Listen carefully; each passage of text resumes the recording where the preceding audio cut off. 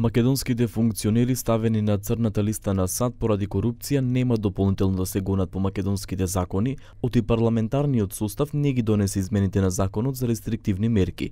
За обвинителството тоа не е пресудно, велат и по постоечките законски решенија може да се отвори предмет доколку има докази.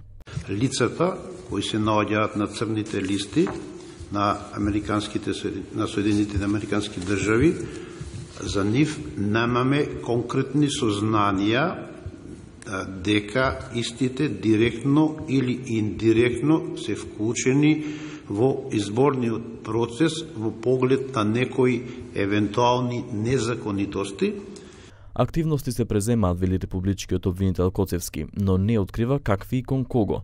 Оттаму велат дека постапка се отвора секогаш кога има обезбедено докази. Било какви конкретни информации од наша страна не можеме да ви споделиме, имајќи предвид дека јавното обвинителство презема активности, меѓутоа какви активности, према кого, не можем да ви кажем.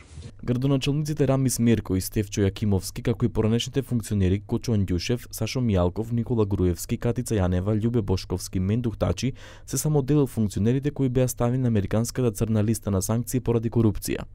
Потребата од измените на законот со кој се проширува македонската црна листа беше ефективно спроведување на рестриктивните мерки во однос на црната листа на санкции на Соединетите држави, со која се посочуваат актерите за дестабилизирачко и коруптивно однесување низ Западниот Балкан.